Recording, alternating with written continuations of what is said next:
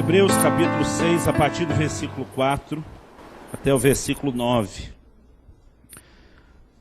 Diz assim a palavra de Deus: é impossível, pois, que aqueles que uma vez foram iluminados e provaram o dom celestial e se tornaram participantes do Espírito Santo e provaram a boa palavra de Deus e os poderes do mundo vindouro e caíram, sim, é impossível outra vez renová-los para arrependimento, visto que de novo estão crucificando para si mesmos o Filho de Deus, expondo a ignomínia ou a vergonha.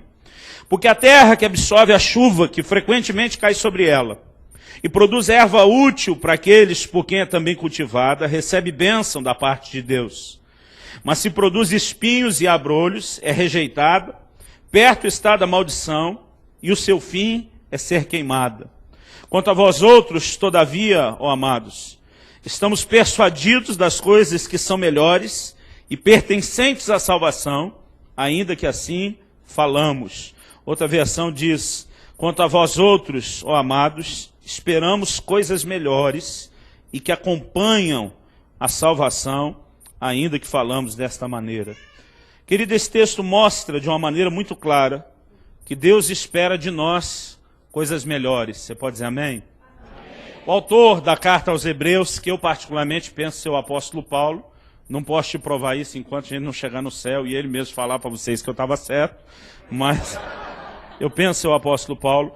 Ele diz: de vós, amados, esperamos coisas melhores.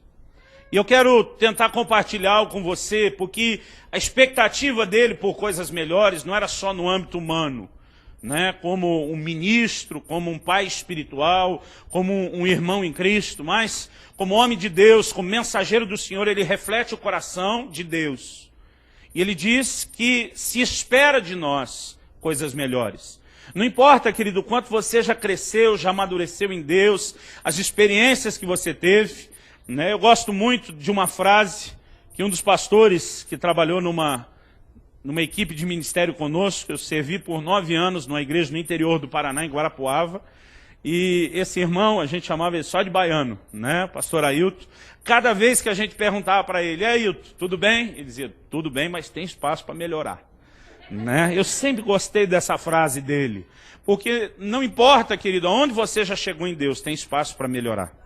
Amém? E Deus espera isso de nós. A vida cristã ela tem que ser progressiva, você não pode estagnar nunca. Né? A palavra de Deus diz em Provérbios 4,18 que a vereda do justo é como a luz da aurora, vai brilhando mais e mais até ser dia perfeito. E nós temos essa responsabilidade de continuar crescendo em Deus. E aqui ele está dizendo: de vós, amados, esperamos coisas melhores. Por que ele está dizendo isso? Ele começa falando de um grupo de pessoas que naufragou na fé. Uma frase, uma expressão que Paulo usa na carta a Timóteo. Pessoas que falharam. Ele diz aqui que chegaram ao ponto de cair, mas caíram não com o conceito que nós temos de um desviado qualquer. A estatística é que hoje no Brasil a gente tenha pelo menos 40 milhões de evangélicos. Mas as estatísticas também dizem que nós temos quase a mesma quantidade de desviados. Hoje no Brasil, para nós, a estatística indica que para cada um cristão firme na igreja, tem alguém que já esteve dentro, firme com Deus, e hoje está do lado de fora, desviado. E sempre que a gente fala sobre cair, alguém que caiu na fé, eu não sei você, mas a maioria das pessoas testemunham isso, a gente imagina alguém que se desviou. Mas esse texto, querido, não está falando de um desviado qualquer, comum. Muitas pessoas hoje estão distantes de Deus, mas eu creio que elas vão voltar para o Senhor. Você pode dizer amém? Eu creio, querido, que virá um tempo de um mover de Deus, onde vai ter uma enxurrada de desviados voltando para a casa de Deus. Nós temos orado por isso. Deus nos deu uma palavra específica lá em Curitiba, onde estamos, de resgatar os que estão sem igrejas. Né? Alguns nós temos que ganhar eles de novo para Jesus, mais uma vez. E esse texto não está dizendo que quem caiu na fé não tem mais esperança. Tem um capítulo inteiro na Bíblia, que é Lucas 15, né, que fala da ovelha perdida, da moeda perdida, e depois do filho perdido, e todos eles sendo trazidos, achados, encontrados novamente. E eu creio que Lucas 15 é o capítulo, né, para o desviado ter esperança de que ele pode voltar para Deus. No entanto, aqui, esse texto em específico está falando de um tipo de gente que não caiu apenas na fé como um desviado qualquer. Tem gente que teve um problema de relacionamento, né? A gente não disse que brigou, teve um exagero na comunhão, né? E se magoou, e de repente ele não quer mais voltar para a igreja, porque o coração dele ficou aborrecido com alguém, ou com os líderes, e ele simplesmente deixou de congregar, de frequentar, foi esfriando, e no caminho acabou ficando distante. Outros foram vencidos pelo calor da paixão, e cederam a algum tipo de pecado, às vezes a área, né, de imoralidade, envergonhados, sem coragem de encarar Deus e os irmãos, ficaram longe. Nós não estamos falando desse tipo de gente, que enfrentou algum problema, uma decepção, que tropeçou, ficou envergonhado. Aqui, querido, nós estamos lidando com uma situação numa época em que a igreja foi terrivelmente perseguida, não só pelo Império Romano, mas pelos próprios judeus. E muitos eram pressionados ao ponto de desistirem da fé. Mas, para serem readmitidos no judaísmo, eles precisavam de uma renúncia pública da fé deles em Jesus. Muitos deles se apresentavam nas sinagogas e diziam: eu não creio que Jesus seja o Messias, eu não creio que ele tenha sido concebido do Espírito Santo numa virgem, eu não creio que o sangue dele tenha o poder de limpar pecados. E diante desse tipo de renúncia, o capítulo 10 trata ainda com mais força, né, do assunto. Fala daqueles que calcaram aos pés o Filho de Deus, profanaram o sangue da aliança com o qual foram santificados, e a Bíblia diz que ultrajaram ao Espírito da graça. Então o texto não está falando apenas de alguém que desanimou na fé, brigou com alguém, foi vencido pelo pecado, mas de pessoas que deliberada e conscientemente chegaram ao ponto de renunciar, de renegar a Jesus e a sua fé. E me assusta saber que alguém, né, tendo tido uma experiência com Deus, possa chegar a esse ponto. Eu já ouvi muito ensino, eu cresci num ambiente, numa igreja, que pregava uma vez salvo, salvo para sempre. Quando Jesus voltar, muitos crentes vão ser resgatados das boates, dos motéis, e no fim vai dar tudo certo. Eu cresci ouvindo muita coisa como essa. Irmão, não foi isso que Jesus disse. Ele diz: o que perseverar até o fim será salvo. E nós precisamos entender, querido, que tem que haver da nossa parte uma resposta decente para Deus. A Bíblia está cheia de textos que mostram isso. Que Deus espera de nós coisas melhores. Não importa o quanto nós nos empenhamos até agora, Deus quer que a gente vá além. E muita gente também ensina por aí que se alguém desviou é porque na verdade nunca se converteu.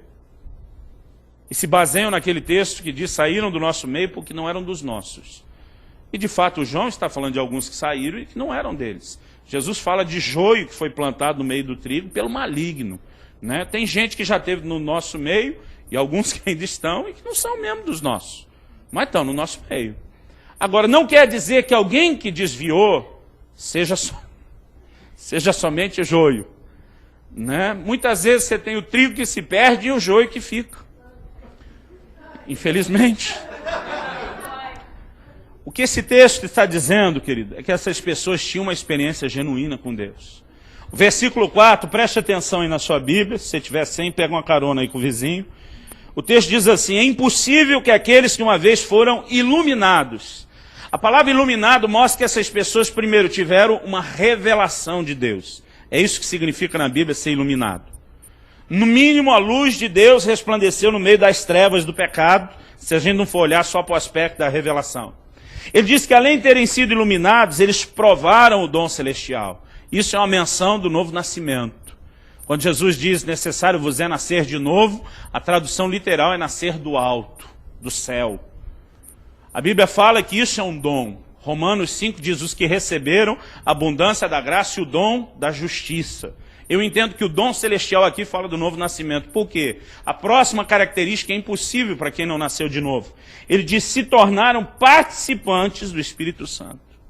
Romanos 8,9 diz: se alguém não tem o Espírito de Cristo, esse tal não é dele. Então uma das características de quem nasceu de novo é que ele não apenas recebe a presença, mas ele se tornou participante do Espírito Santo. Amém? O texto diz que eles provaram a boa palavra de Deus. A tradução espanhola de Reina Valera diz: degustaram. O provar aqui é saborear. Então não estamos falando de alguém que recebeu, né, apenas uma mensagem, uma pregação, mas de gente que foi alimentado pela palavra. E ele termina dizendo que essas mesmas pessoas, elas experimentaram os poderes do mundo vindouro. Eu creio que isso fala não só do sobrenatural, que se manifesta por meio de fé, da unção, dos dons do Espírito, mas eu creio que fala, querido, do fruto do Espírito, das características do reino que nós aguardamos. Então, nós temos gente que foi iluminada, provou o dom celestial, participou do Espírito Santo, recebeu a boa palavra de Deus, e ainda provou os poderes do mundo vindouro.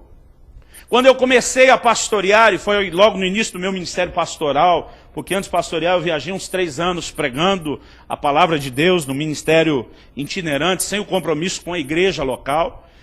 Mas depois de ter começado a pastorear, eu comecei a perceber que havia um grande desafio, que era você não apenas levar pessoas a Cristo, mas conseguir que elas de fato fossem firmadas na fé.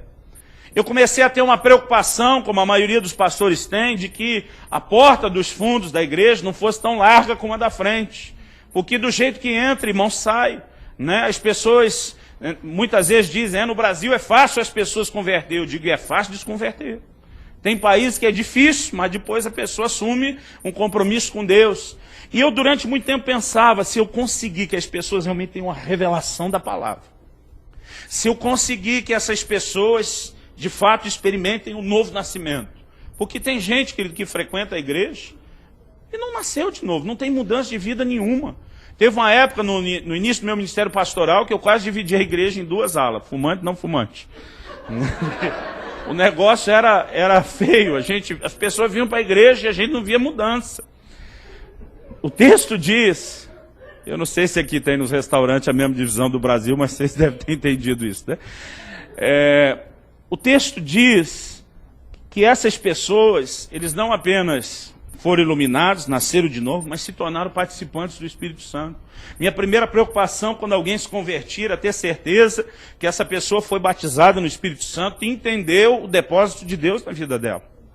Eu imaginava se as pessoas, além disso, ainda forem bem alimentadas na palavra, era uma preocupação minha, porque meu ministério é ensino, e ainda andarem no sobrenatural, vendo os poderes do mundo vindouro, eu pensava, está completo. Durante muito tempo, querido, essa lista, não necessariamente nessa ordem, nem comparando com esse texto, porque por muito tempo isso me passou desapercebido, era o que eu, como pastor, imaginava. Se eu conseguir que as pessoas tenham isso, está bom. Mas o que o texto está dizendo, não é que essas coisas não são importantes, não são vitais, elas são, mas o texto está dizendo que elas não são suficientes. Porque essas pessoas aqui que caíram tinham tudo isso. E ainda não apenas caíram no sentido de se desviar, mas chegaram ao ponto de renegar o Senhor. E quando ele diz, de vós, amados, esperamos coisas melhores, ele estava dizendo para os cristãos daquela época, os que estavam firmes, que vocês não sejam como esses que caíram. De vocês nós esperamos coisas melhores, ou seja, não apenas essas 5 características que eles demonstraram. Ele está dizendo que vocês têm que ter algo mais na vida de vocês, para que vocês não venham a tropeçar. A segunda epístola de Pedro fala de virtudes que nós temos que desenvolver na nossa vida cristã, que devem acompanhar a fé. Ele diz para que vos seja garantida, amplamente a entrada no reino eterno de nosso Senhor e Salvador Jesus Cristo. Nós precisamos, querido, procurar cuidar da nossa fé. Paulo escreve para Timóteo e diz, tem cuidado daqueles que te ouvem de ti mesmo. Momento nenhum, não importa nem se o cara já era um pastor, um dos melhores obreiros, que um dos melhores apóstolos já teve, ele diz, não deixe de cuidar de você. E a nossa missão e responsabilidade, querido, é não apenas ter abraçado a fé, mas permanecermos firmes até aquele dia onde vamos encontrar o Senhor Jesus. Eu vivo a minha vida, querido, em função de uma frase que eu espero ouvir. Servo bom e fiel, entra no gozo do teu Senhor. Eu vivo a minha vida esperando o dia que eu vou estar diante do Senhor e Ele vai dizer, entra, queridão, você foi um servo bom e fiel. E sabe, querido, eu fico debaixo de um peso que muitas pessoas às vezes não entendem, que nós temos uma responsabilidade de corresponder com o Senhor Jesus.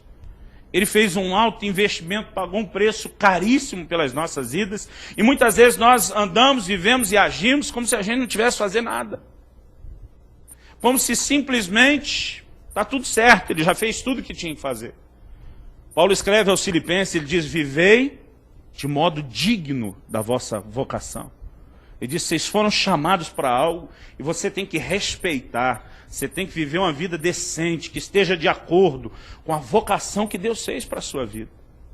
Alguns anos atrás, eu assisti um filme, não sei quantos vocês assistiram, eu detesto que alguém conte um filme que eu não vi. Mas já faz muito tempo que passou, irmão, então quem não viu perdeu a chance. Por ocasião do cinquentenário da Segunda Guerra Mundial, então isso foi em 98, foi produzido um filme lá nos Estados Unidos chamado Resgate do Soldado Ryan. Quantos chegaram a ver esse filme? Todo mundo? Quem não viu o filme? Ô, gente, tudo bem. Eu vou contar o filme para vocês. Vou fazer a versão mais rápida possível, aquela do resumo do DVD atrás, né? A história fala de uma família que teve 4 dos seus filhos convocados para a guerra, né? Dos seus filhos não, eram todos os 4 filhos que foram. E 3 deles morreram, e a família, no caso dos pais, seriam notificados da morte dos 3 filhos no mesmo dia. E suscitam a questão ali nos bastidores se era justo notificar uma família que enviou 4 filhos para a guerra, que os 3 deles haviam morrido, sem poder garantir se o 4º estava bem. Então eles decidem, antes de dar a notícia, localizar, porque tinham que descobrir onde estava, e esse 4º é o soldado Ryan, né? Eles precisavam localizá-lo, achá-lo, então, trazê-lo de volta em segurança para poder dar a notícia dos outros 3. Eles montam um belo de um batalhão para cuidar disso, né? O comandante é interpretado lá pelo Tom Hanks, eu não me lembro o nome do papel dele, né? Mas eles têm ali alguns atiradores de elite, gente boa em todas as áreas, e eles começam a questionar se era justo que por causa de um, que tinha que ser localizado, trazido de segurança, vários deles morressem, porque era uma missão praticamente suicida. E alguém até ironiza, tomara que ele descubra a cura do câncer, tipo, que seja alguém importante, porque o sacrifício que eles iriam fazer é muito grande. Já no final do filme, depois de terem localizado o soldado Ryan, que se não me engano era interpretado pelo Matt Damon, eu não sou tão bom com todos os nomes, mas eu lembro desses dois, Tom Hanks e dele. E quando eles estão trazendo, eles enfrentam uma situação ali de guerra que parece que ninguém vai sobreviver. O comandante, interpretado pelo Tom Hanks, tem uma hora que ele já foi alvejado, ferido, parece que ele está mais para lá do que para cá. Eles estão atrás, acho que de um muro de pedra, de uma ponte, né? Os que assistiram me ajudem aí. Ele chama o soldado Ryan perto dele, uma das últimas palavras dele para o soldado Ryan é a seguinte: faça valer a pena. Irmão, na hora que eu estava assistindo o filme, a sensação que eu tive é que eu saí da frente daquela cena da televisão e minha mente viajou. Que nós, os crentes, não pensamos em outra coisa, né, irmão? A gente tenta conversar de futebol, de tudo, nós só terminamos falando de Deus, das coisas de Deus. Não tem jeito. Outro dia um cara que não era crente falou: vocês não têm outro assunto, não? Eu falei: não temos. A gente tenta fingir que tem e... Enfim, termina tudo nisso. E na hora que eu ouvi aquela frase, irmão, aquilo mexeu comigo, porque o filme começa e termina com o soldado Ryan já idoso, ele está rodeado da mulher, dos filhos, aparentemente dos netos, e ele está naquele lugar que eu nunca lembro o nome, Kelly, que não é um cemitério, é um memorial aos que morreram na guerra. O corpo não está lá, mas tem os nomes, tem um nome para isso, se alguém souber depois me ajude, que eu nunca me lembro. E o filme começa e termina com ele naquele local, onde existe o nome de todos os soldados que morreram naquela missão de resgatá-lo. Ele já velho, rodeado da família, chorando, né, diante do lugar que tinha o nome. O filme começa e termina com essa cena, com ele dizendo: eu tentei viver da melhor forma possível. A história, a essência do filme, fala de alguém que ficou profundamente impactado pelo sacrifício que fizeram por eles. E como uma dívida de gratidão, como uma resposta, uma decência de alguém que viu pessoas pagarem um preço tão caro para que ele estivesse ali vivo, ele diz: eu tentei viver da melhor forma possível por causa do que vocês fizeram por mim. E aquilo, querido, me fez realmente chorar. Porque quando Tom Hanks fala para ele, e eu já imaginava que o filme terminaria da forma como começou, com aquela cena de gratidão, quando o comandante fala ali para ele, né, faça valer a pena, eu viajei. Né? Eu me imaginei, alguém perguntou: pastor, foi uma visão? Eu falei: não, foi imaginação. Né?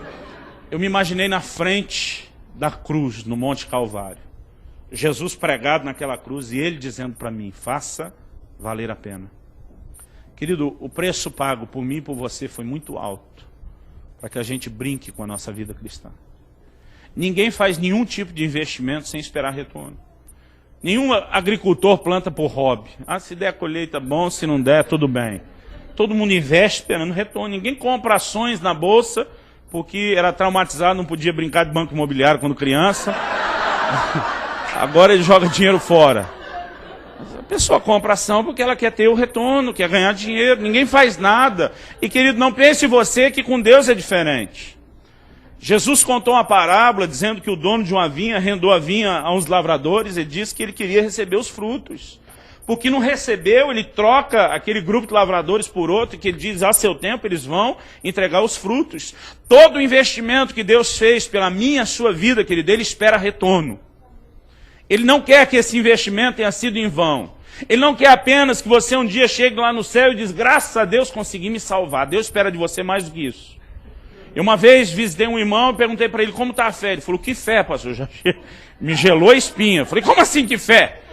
Aí ele tentou desconversar, falou, não, é que tem a fé para a salvação, a fé para as circunstâncias, né? Eu falei, como que está a fé para a salvação? Ele falou, pastor, estou tentando crer na doutrina da repescagem.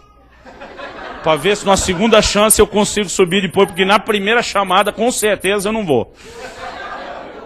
Aí eu tentando escapar daquela notícia ruim, falei, e a fé para as circunstâncias, para ver se pelo menos essa estava boa. Ele falou, pastor, até quando eu vejo a luz no fim do túnel, eu acho que é um trem que entrou para me pegar. E alguns que estão nessa expectativa de subir na repescagem, de conseguir salvar. Querido, Deus não quer apenas que você se salve.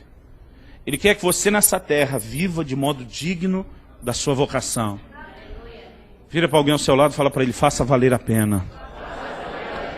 O preço pago, querido, foi muito caro para que a gente brinque. E esse texto está falando sobre isso. Ele diz, de vós, amados, esperamos coisas melhores.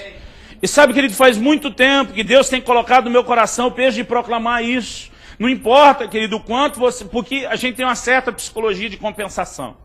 Você diz, eu estou acima da média. E aí a gente relaxa. Eu teve um dia que eu falei para Deus, falei, você não está feliz não com o tanto que eu estou orando? Falei, conta nos dedos aí quantas horas mais do que eu. Tentando dar de bom, né? Ele diz, eu não estou comparando você com ninguém. Eu quero que você me dê mais de você, pela luz que você tem de mim. Sabe que ele não importa o quanto você cresceu. Se não me engano, foi Miqueias que diz, não é aqui o vosso descanso. Vai ter um dia, irmão, que você vai descansar de tudo. Aqui não. Aqui realmente não. E Deus espera que haja no nosso coração essa consciência, eu tenho que dar uma resposta melhor para Deus. Eu tenho que viver de forma melhor para Deus nessa terra.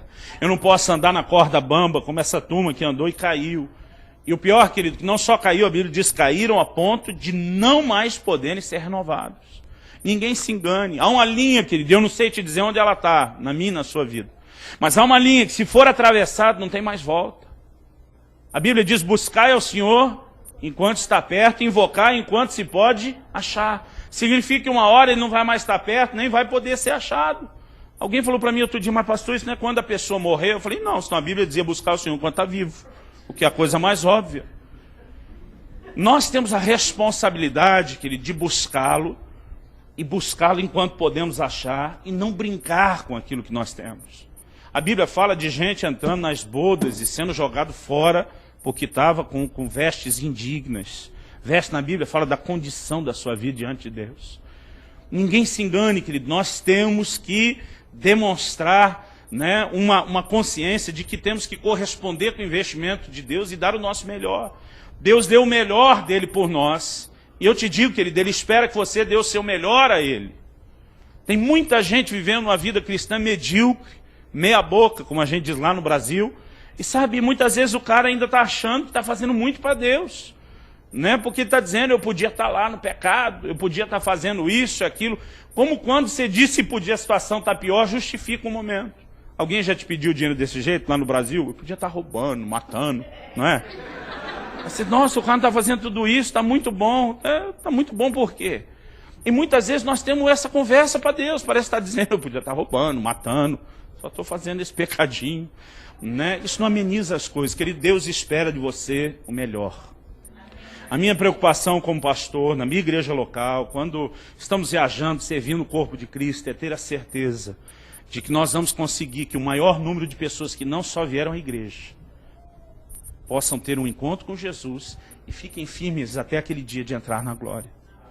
Agora, a Bíblia diz para isso que não basta apenas ter sido iluminado, não basta apenas ter provado o dom celestial, não basta apenas ser participante do Espírito Santo, não basta apenas ter provado a boa palavra de Deus e nem só experimentado os poderes do mundo vindouro.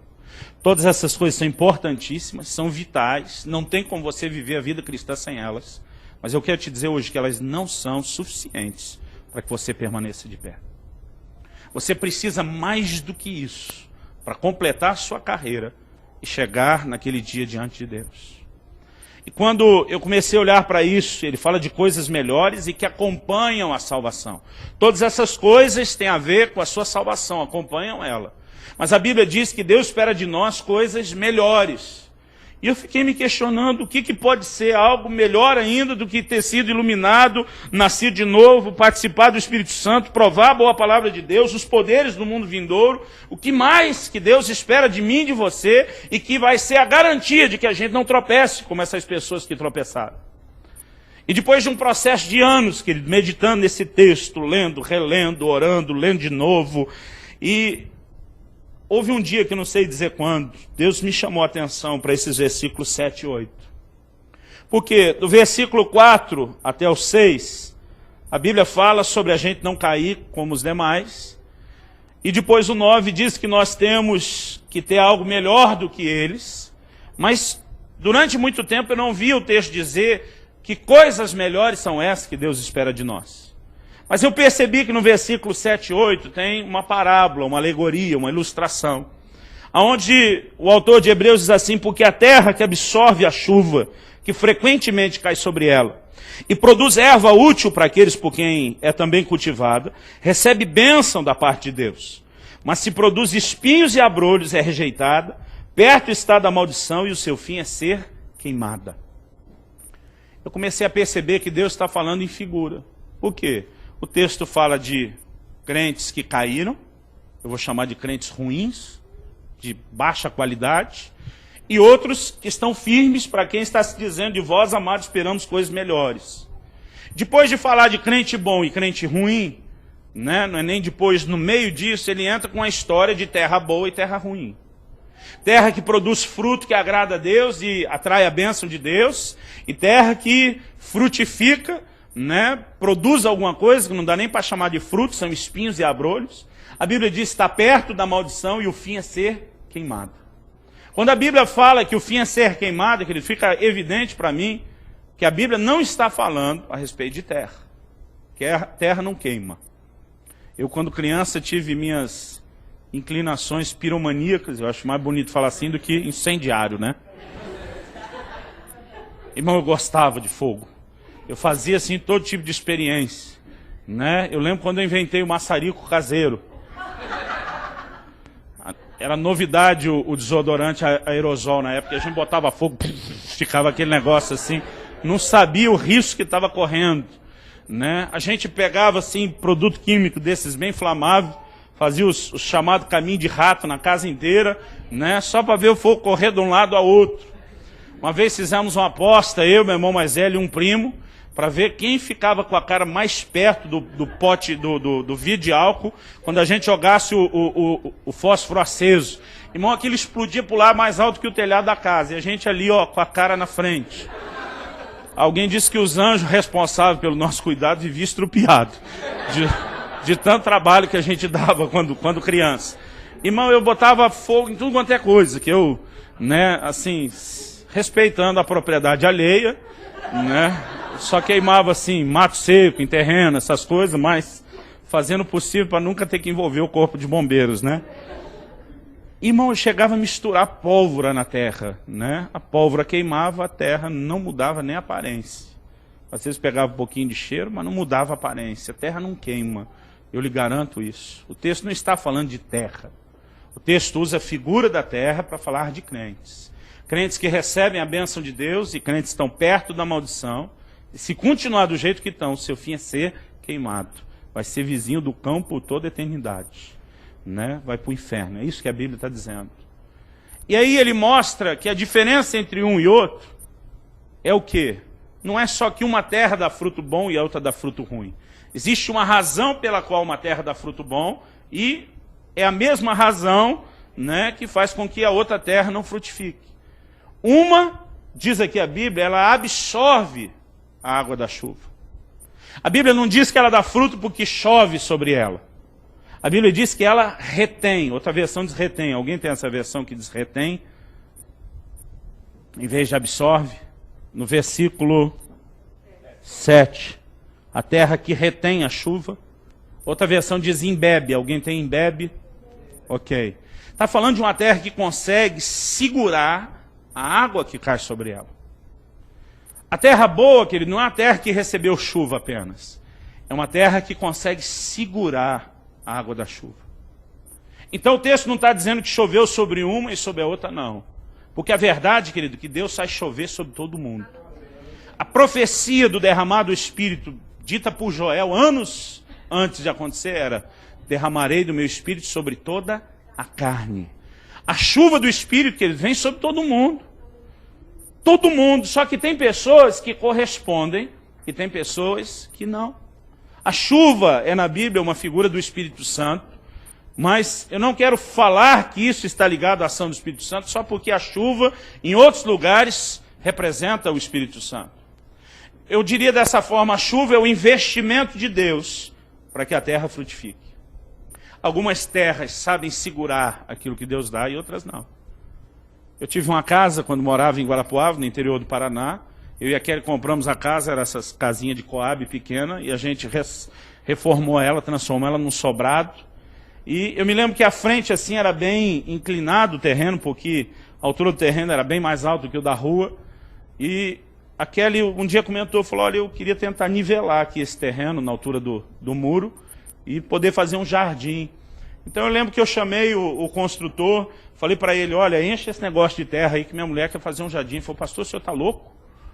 Eu falei: como assim louco? Ele falou: se o senhor encher de terra, esse muro não aguenta. Né? Aí eu fui para a Kelly e falei: se encher de terra, o muro não aguenta. Ela falou: não, se encher desde lá de baixo, não, mas tem uma forma, ele com certeza vai te explicar. Ela falou: eu acho que precisa, na época eram uns 30 centímetros, que a Kelly falou de terra. E eu fui lá e falei: olha, a Kelly disse que não é só terra, que você tem uma forma. Ele falou: não, então deixa eu fazer. Eu falei: o que você vai fazer? Ele falou: eu vou pegar os entulhos da própria construção que nós estamos quebrando aqui, em vez de ter que levar embora, nós vamos encher isso até uma altura, depois nós vamos colocar uma pedra menor por cima e nós vamos botar os 30 centímetros de terra. Eu falei: por que tudo isso? Ele falou: porque quando chove, pastor, e a água segura a chuva, vai ficar pesado e o seu muro não vai aguentar. Eu falei: mas é reforçado. Ele falou: pastor, o senhor não faz ideia. Ele disse: então nós vamos furar lá embaixo o muro, colocar alguns canos, mais uma pedrinha, né? O irmão está ganancioso. E ele diz: nós vamos colocar um cano lá para dar vazão à água. E eu obedeci o que ele falou, o muro está lá até hoje. Né? Outro irmão comprou a casa, o muro ainda ficou garantido. Um outro colega que morava no bairro fez um muro, né? Fez um aterro com esse mesmo irmão, não ouviu ele, falou: não, pode botar a terra. E eu me lembro quando deu uma chuva daquelas, né? Metade do muro veio abaixo porque realmente não aguentou. E eu comecei a perceber, querido, que existe terra e terra. Dependendo do tipo do terreno, a terra, se for muito pedregosa, ela não consegue reter a água da chuva. A água simplesmente passa, vai embora. Dependendo do tipo da terra, ela vai segurar a água. Isso faz toda a diferença para uma produção, faz toda a diferença se tem um muro como esse. E Deus não está falando que uma terra recebe chuva e outra não. Ele está dizendo que uma sabe segurar a chuva. E Deus começou a falar ao meu coração, querido, sobre um princípio que a igreja precisa compreender. Eu passei os primeiros 3 anos do meu ministério viajando em 2, 3 cidades por semana, levando, né, uma única mensagem a respeito do mover do Espírito, de avivamento. E, querido, eu via das coisas mais extraordinárias que você puder imaginar. Gente que no fim de semana era salvo, liberto, curado, cheio do Espírito Santo, recebia milagre de Deus, uns ainda ganhavam de bônus um arrebatamento, um passeio lá na glória, né? Eram coisas assim fantásticas. Às vezes eu voltava 2, 3 meses depois na mesma igreja: cadê fulano? Desviou. Aquele que experimentou aquilo tudo, Isso me deixou muito tempo em crise. Eu dizia: Deus, como alguém pode experimentar tanta coisa da sua parte e depois jogar isso tudo pela janela? E eu comecei a perceber, querido, isso me fez mudar muito do foco do meu ministério. Eu creio ser importante demais o mover do Espírito. Nunca mudei de ideia sobre isso. Mas nós precisamos preparar toda uma geração, querido, para não jogar o avivamento fora. Nós precisamos preparar toda uma geração que não desperdice aquilo que Deus está fazendo, que não desperdice aquilo que Deus está dando, porque é possível acontecer com qualquer um. Quando Deus diz de vós, amados, esperamos coisas melhores, Ele está ensinando um princípio que vai fazer toda a diferença. Tem gente que acha que a bênção vem na vida dele porque ele fez uma campanha.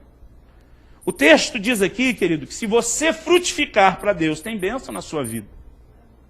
Eu tenho a presunção, querido, de esperar que a bênção ande atrás de mim sem eu precisar correr atrás dela. Porque Deus diz lá em Deuteronômio 28, se você ouvir a minha palavra, andar nos meus caminhos, e diz, essas bênçãos virão atrás de ti e te alcançarão. A Bíblia está dizendo que a bênção vai correr atrás de você e você não vai conseguir fugir dela, ela vai acabar te pegando. Aleluia. Mas se você não corresponde com Deus, você está perto da maldição. Não adianta fazer campanha do jeito que for, querido. Não há bênção que permaneça sobre a vida de alguém que não está andando nos princípios de Deus.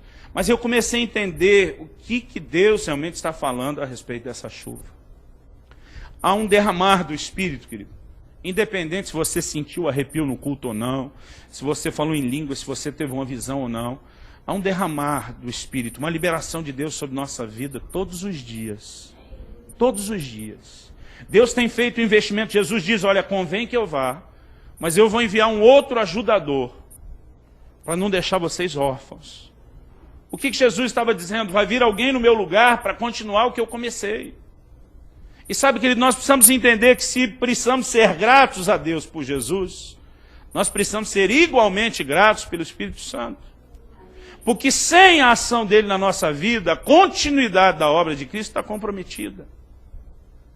E eu comecei a perceber do que Deus realmente está falando acerca de absorver a água da chuva. A chuva aqui, querido, é uma figura do Espírito Santo, o maior investimento de Deus sobre a minha e a sua vida depois de Jesus. Só que se nós não criarmos uma resposta de absorver aquilo que Ele veio trazer, nós podemos comprometer tudo que Deus tem. Muitas vezes nós não levamos a sério a importância do relacionamento com o Espírito Santo. Mas eu quero te dizer, querido, que é uma das coisas mais importantes que qualquer cristão precisa ter. Você sabia que os primeiros convertidos não tinham Bíblia como eu e você? Mesmo o Velho Testamento, querido, eles tinham acesso a pequenas porções quando lidas nas sinagogas. O Novo ainda nem tinha sido escrito e o Velho eles mal tinham acesso. Eles não tinham programa de televisão, pregando o Evangelho, não tinha literatura cristã, não tinha nada. Algumas vezes os apóstolos chegavam numa cidade, começavam uma igreja e eles iam embora formar uma igreja em outro lugar. Para depois de um tempo voltar e levantar presbíteros no meio dos que se destacaram. Hoje em dia a gente está ali pregando toda semana, cuidando, quase correndo atrás para não deixar o cara pecar, e a gente ainda tem medo de não dar certo.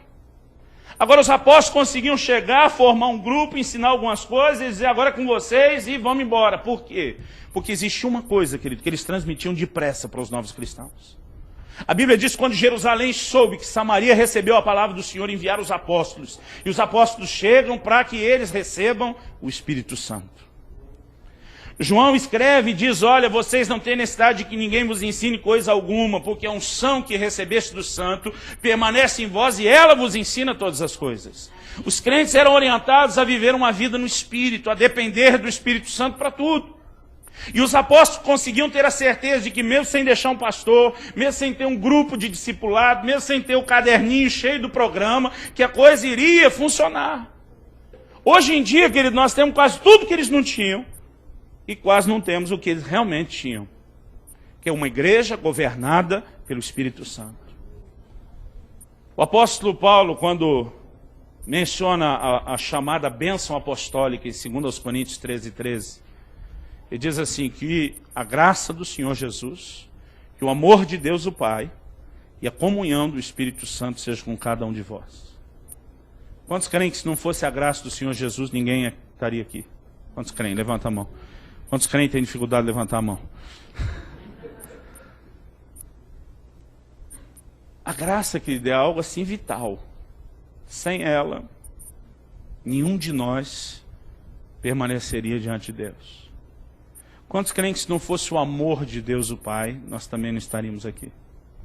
Você consegue imaginar você tirar a graça e o amor de Deus o Pai da vida cristã? Não sobra nada, querido. Agora o texto diz que igualmente importante é a comunhão do Espírito Santo. Ou seja, o relacionamento, a comunhão com a pessoa do Espírito Santo é tão essencial à vida cristã, querido, como a graça de Jesus e o amor do Pai.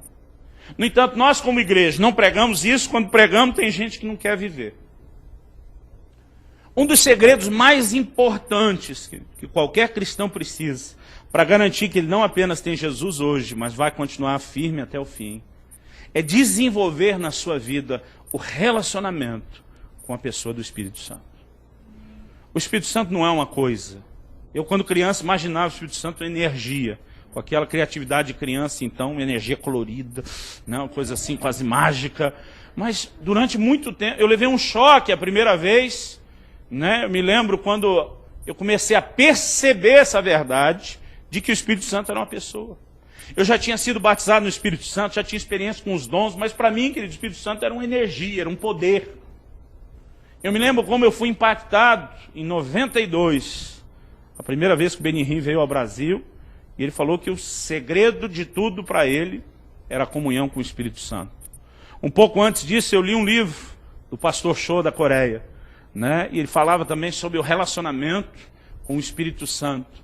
E eu comecei a perceber que o Espírito Santo de fato é uma pessoa. Mas não apenas uma pessoa, mas uma pessoa que quer se relacionar comigo e com você. Tiago diz o seguinte, ele diz: infiéis, não sabeis que a amizade com o mundo é inimizade contra Deus? Ele diz: qualquer que quiser ser amigo de Deus, constitui-se inimigo do mundo, e quem quer ser, amigo do mundo é inimigo de Deus. Aí no versículo seguinte, o versículo 5 de Tiago 4, ele diz: ou não sabeis que o Espírito anseia por vós até o ciúme? A Bíblia diz que o Espírito Santo fica enciumado, querido, quando você começa a se envolver com as coisas do mundo, em vez do que com as coisas de Deus. Ele é alguém que quer tanto relacionamento com você, que quando ele vê que você está esfriando e debandando para o outro lado, ele já fica enciumado, ele não admite perder você. A Bíblia diz em Efésios 4, e não entristeçais o Espírito Santo de Deus, com o qual fostes selados para a redenção. Então, ele é uma pessoa, querido, que fala, que tem sentimentos, que pensa, que decide e que quer interagir na nossa vida. Jesus disse: olha, o Espírito vos fará lembrar as minhas palavras. O Espírito Santo convence do pecado, da justiça e do juízo. A Bíblia fala que todos aqueles que são dirigidos pelo Espírito de Deus são filhos de Deus. O Espírito Santo quer dirigir você, guiar a sua vida, ele quer interferir em cada detalhe da sua vida. Eu não estou dizendo, querido, que antes de atravessar a rua você tem que perguntar para Deus se é ali ou não. Eu não estou dizendo que antes de se vestir na frente do guarda-roupa você tem que esperar uma direção de Deus, embora eu acho que algumas irmãs precisavam orar um pouco mais antes de se vestir mesmo. Mas, sabe, eu não estou tentando dizer, querido, que então você vai parar e ter um momento de consulta espiritual. Mas que você precisa aprender no seu espírito, no seu íntimo, ser guiado por Deus. Então tem momentos, querido, em que Deus vai querer realmente interferir em questões que parecem simples. E sabe, você nunca vai perder por segui-lo. Às vezes no momento mais inesperado, querido. E o problema de muita gente é que ele só programa sentir Deus, ou no devocional dele ou no culto. Talvez as minhas melhores experiências com Deus, querido, não sejam nos cultos. Muitas vezes a experiência que eu tenho com Ele, ou até ministrando às pessoas, são momentos que eu nem espero, que eu nunca imagino. Eu nunca sei quando Deus vai fazer alguma coisa. É por isso que a gente tem que estar ligado o tempo todo. Eu me lembro de uma ocasião que estávamos viajando, a Kelly estava comigo, as crianças. Isso não deve fazer muito tempo, que a gente já estava com o carro que está, então tem que ser menos de 3 anos. E eu estava na viagem, na BR-116, que liga Curitiba e São Paulo. E estava já de noite, e eu estava assim meio cansado, não me sentindo muito atento. Então, apesar do lugar onde a gente está, a maior parte da pista hoje é pista dupla, eu não sei, me deu um negócio, eu decidi a uma certa distância andar atrás de um caminhão. E fiquei ali um bom tempo. De repente, no meu espírito, me veio uma impressão, não ouvi uma voz, não foi nada espetacular. de que eu tinha que sair de trás daquele caminhão. E eu tentando me perguntar por quê, nós estamos passando numa cidade, ele estava até numa velocidade mais lenta, mas aquilo que ele era algo tão forte que a sensação que eu tinha que eu não podia discutir. E eu tentei corresponder àquele sentimento o mais rápido possível e sair da pista que eu estava para outra, não vi ninguém atrás. No que eu saí, querido, eu estava assim, na verdade não digo nem no que eu saí, eu estava saindo ainda. Eu vi a freada que o caminhão deu, eu também conseguiria ter freado sem bater nele. Mas ele freou um tanto e depois soltou, e eu fiquei tentando imaginar o que estava acontecendo, e eu vi sair debaixo do caminhão, com certeza não foi o caminhão, mas devia ter acontecido na frente dele, o corpo de uma pessoa que tinha acabado de ser atropelado numa bicicleta. Nós oramos para ele estar vivo, mas a altura do caminhão não pegou a pessoa, mas se eu tivesse atrás, eu teria pego. Eu não creio que Deus falou aquilo só para eu não pegar um corpo. Eu consegui crer no meu coração que o homem estava vivo e tinha que ser preservado, né? E aconteceu assim tudo muito rápido.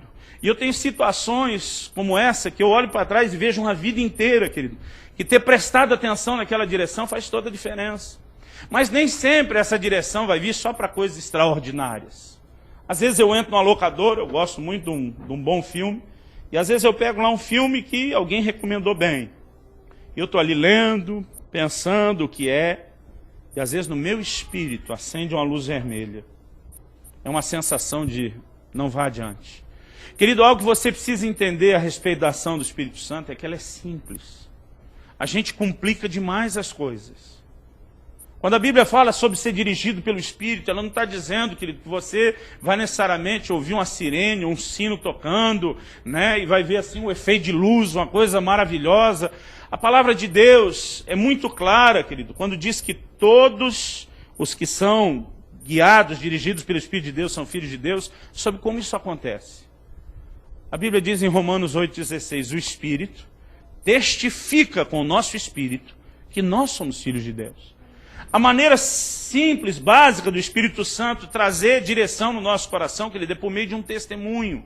Não é necessariamente uma voz ou uma visão. Essas direções espetaculares podem acontecer, mas essa não é a maneira como ele normalmente faz. Eu lembro quando eu, recém-batizado no Espírito Santo, na minha adolescência, estava assim, como a gente diz lá no sul, aleluiado, né? Completamente animado, querendo mais de Deus. E sabe, eu lembro a primeira vez que eu recebi uma palavra profética. Mas não foi só uma profecia daquelas assim, né? Eu te amo e tenho uma obra na sua vida. Foi uma palavra muito detalhada. A pessoa falou dos segredos do meu coração, falou sobre a crise que meu pai estava passando. Era uma coisa assim, inegável, não só pelas evidências, mas pelo testemunho que eu tinha, que Deus realmente estava falando comigo. Irmão, eu fui para casa, acho que mais flutuando do que andando aquele dia. Eu, como desamoçada, me achei. Eu ficava pensando, Deus Altíssimo, Senhor do céu e da terra, Criador de todas as coisas, falou comigo. E eu me achei.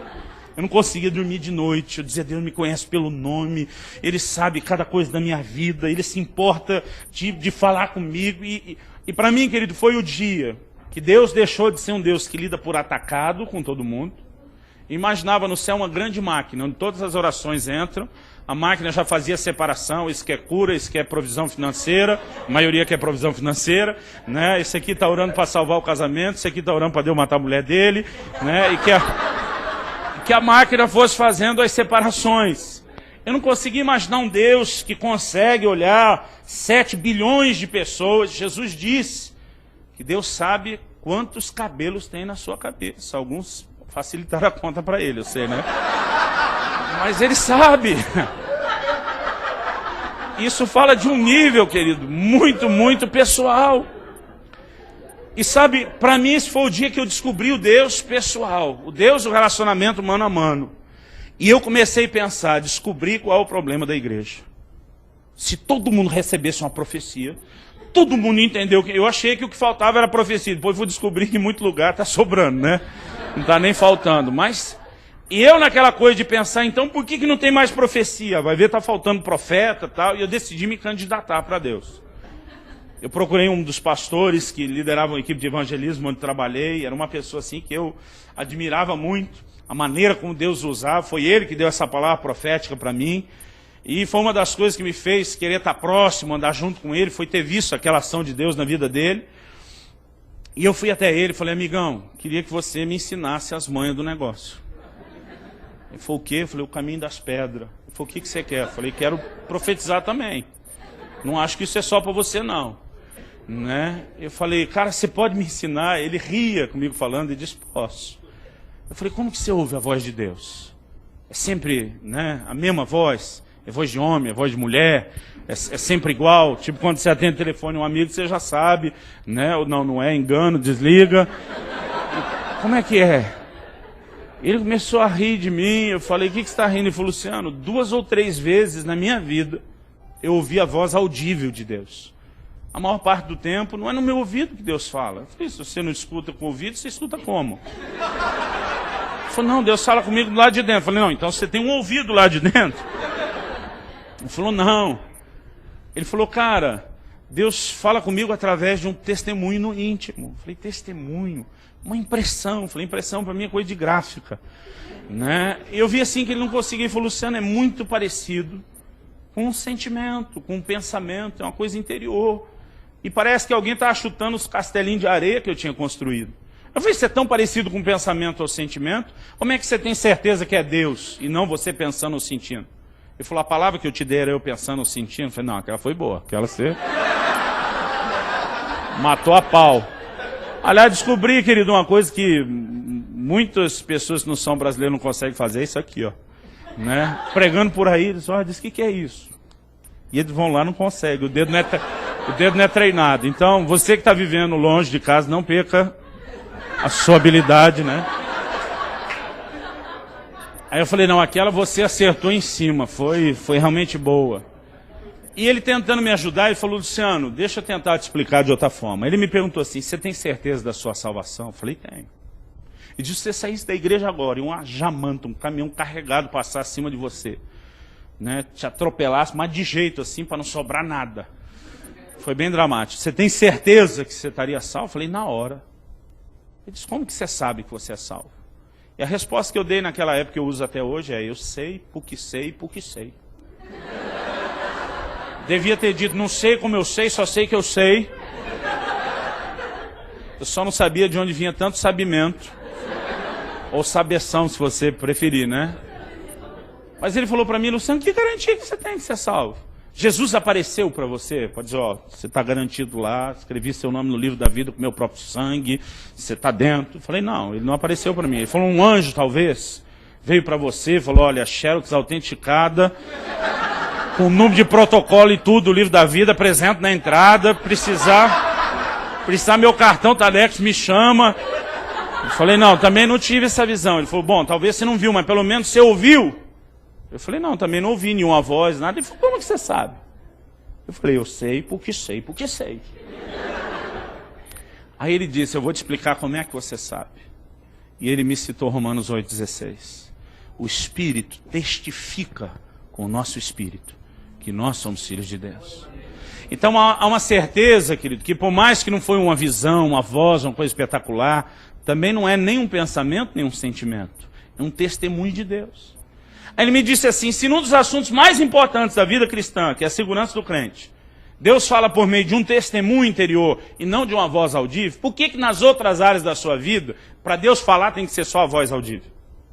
Eu olhei para ele e falei, faz sentido. Ele disse, querido, a Bíblia diz que a paz de Deus seja o árbitro em vossos corações. Eu hoje à tarde, antes de vir para cá, tomei uma decisão de, na nossa viagem de volta, visitar um pastor na Suécia que eu nunca vi na minha vida. Racionalmente falando, não sei nem onde eu estou pisando. Pastor, Deus falou com você? Eu creio que sim. Não ouvi nenhuma voz. Eu senti uma paz, um sinal verde, como meu pai dizia, né? Como quando você está diante do farol, sabe que pode ir ou não. Né? Minha esposa também. E para mim, querido, isso foi suficiente como direção de Deus, mesmo sem ouvir nada. Então, algo que nós precisamos descobrir, querido, é que muitas vezes nós estamos querendo algo espetacular quando a gente não corresponde nem no simples. Eu não estou dizendo para você, querido, que não vai haver direção espetacular.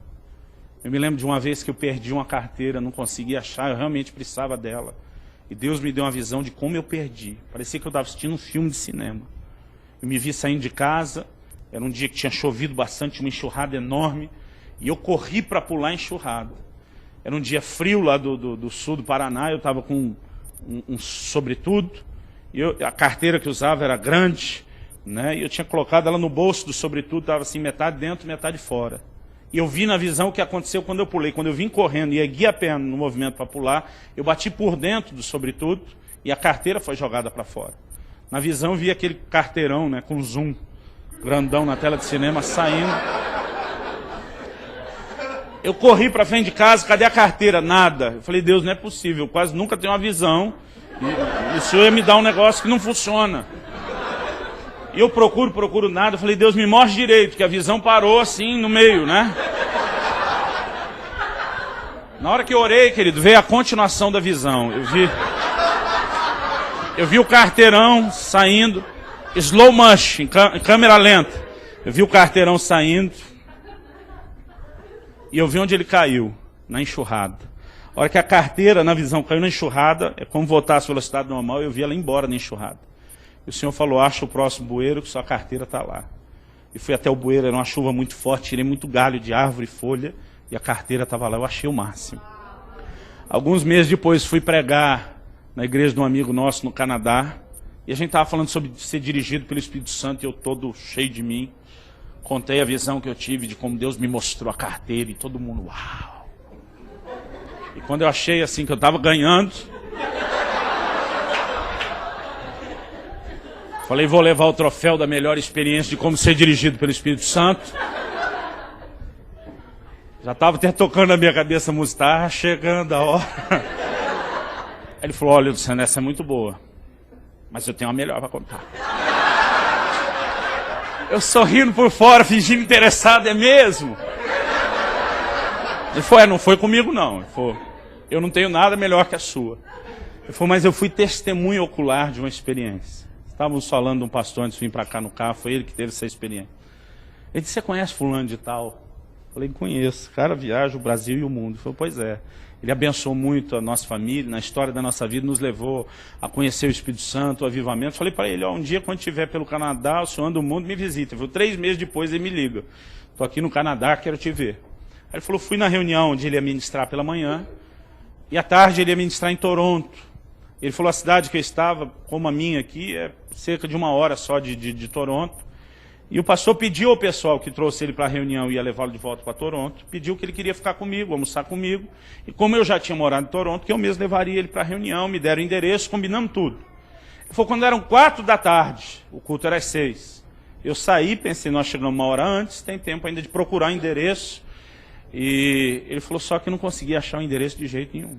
Perguntava para um, me mandava para um lugar, perguntava para outro ainda, e não tinha quem soubesse, nem guarda de trânsito, me explicar esse endereço. E o tempo foi passando e a gente ficava cada vez mais confuso. Ele falou, no fim deu 6 horas e a gente ainda não fazia ideia de onde era a igreja.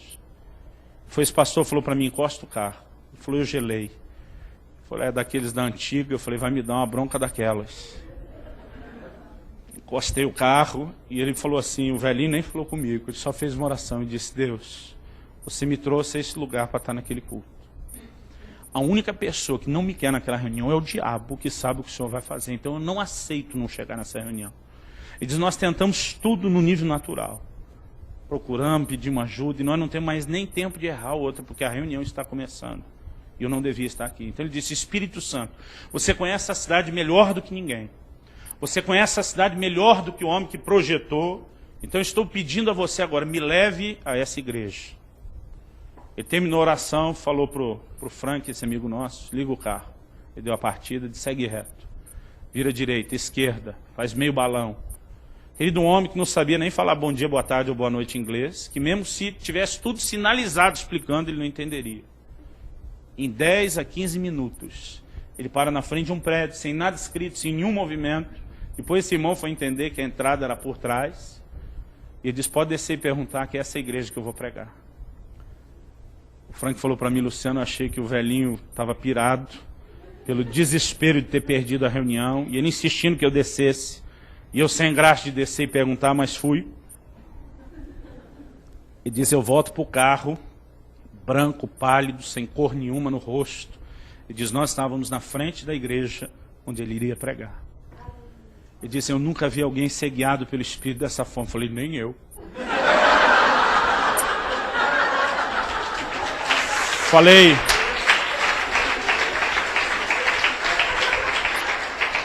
para ele, essa realmente foi melhor. Me deu um negócio dentro de mim, irmão. Eu saí da mesa, eu pedi licença para eles, eu corri para o quarto onde eu estava hospedado. Eu caí de joelho, eu comecei a chorar, não sei explicar o que aconteceu, mas Deus me pegou de jeito. Eu estou crendo que Ele vai fazer a mesma coisa com você hoje. Eu comecei a chorar, querido. Eu entrei num desespero em Deus, que não consigo te explicar. Minha vontade era arrancar os cabelos. Eu falei, Deus, eu quero ser guiado pelo Espírito Santo.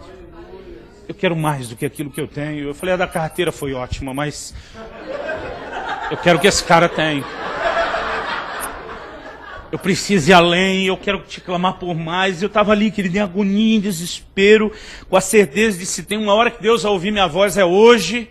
E de repente o Espírito Santo falou comigo e disse, filho, algo que eu quero que você entenda, e eu quero que você proclame isso para a minha igreja. Ele diz, a minha palavra diz que quem é fiel no pouco, também será fiel sobre o muito. Mas quem é infiel no pouco, ele vai ser infiel no muito. Deus diz, nem você, nem ninguém da minha igreja tem direito de clamar por experiências maiores, enquanto vocês não aprenderem a serem fiéis nas orientações simples do meu Espírito Santo. Ele diz, não pregue uma mensagem de orientações espetaculares, nem desafie ninguém a orar por isso. Ensine as pessoas a corresponderem comigo no que é simples. Porque quando vocês forem fiéis nesse nível, eu vou conceder a vocês coisas maiores. E Deus me disse, o que está impedindo um grande mover e um grande derramar do meu espírito, não é o diabo, são vocês. Há uma falta de compromisso, há uma falta de entrega, há uma falta de rendição. Ele diz, vocês querem avivamento na igreja, nos cultos. Eu quero dirigir a vida de vocês todo dia. Por onde vocês andam. Sabe, querido, uma coisa que vai fazer a diferença entre a vida e a morte. Estou falando nem de vida e morte física, vida e morte eterna. É você aprender a ser guiado pelo Espírito Santo. É você desenvolver uma relação, um relacionamento com Ele. Não adianta apenas você ter nascido de novo, ter sido iluminado, participar do Espírito Santo, ter a boa palavra, os poderes do mundo vindouro. Mais do que ser participante do Espírito, é deixar Ele guiar a sua vida. É você corresponder com a ação do Espírito Santo. Sabe, querido, muitas das experiências sim, extraordinárias que eu tive com Deus, começaram com testemunhos simples, com orientações simples. Ontem, antes de dormir, eu falei, Deus, por que o Senhor não fala comigo sobre a saída ou não para a Suécia? Eu falei, eu estou aqui na frente do site, compro ou não compro essa passagem, faço ou não faço isso? E hoje de manhã, quando eu acordei, esperando assim um sonho, uma voz, uma direção, Deus me disse, se mova no simples. E eu achei que a lição era só para mim. Mas durante o dia, Deus começou a falar, ensine a respeito disso. Sabe, querido, nós precisamos. Às vezes você está numa roda de amigos, e sabe que eu não quero parecer aquela pessoa religiosa, intolerante à brincadeira, eu brinco o tempo todo. Eu gosto de fazer uma bagunça, você não faz ideia. Mas eu sei a hora que eu passo do limite, sem que ninguém precise me dizer. Alguma coisa dentro de mim, silenciosamente, sem nenhum barulho, parece gritar que eu passei do limite. Quando você está no meio de uma roda de amigos, e de repente começam a contar piadas e falar de coisas indecentes, às vezes você sai de lá com um peso no coração, uma sensação de desconforto. Isso não é apenas a sua consciência, é mais do que isso. É o Espírito Santo dentro de você.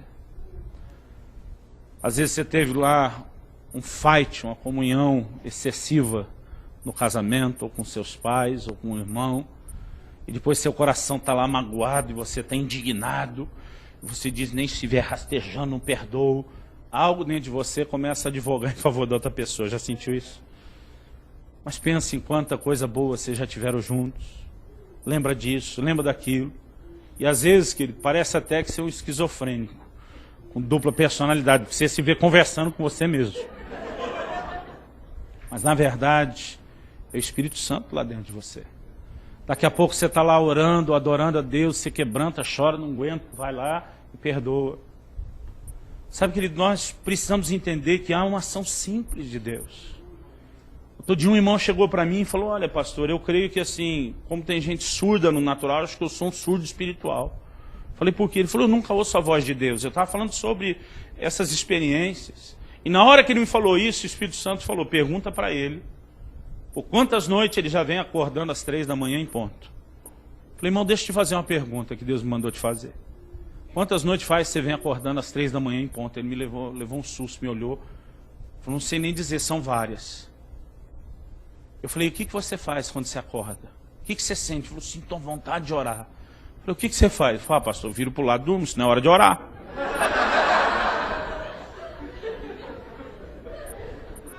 Eu falei, você está aqui na minha frente, dizendo que Deus não fala com você?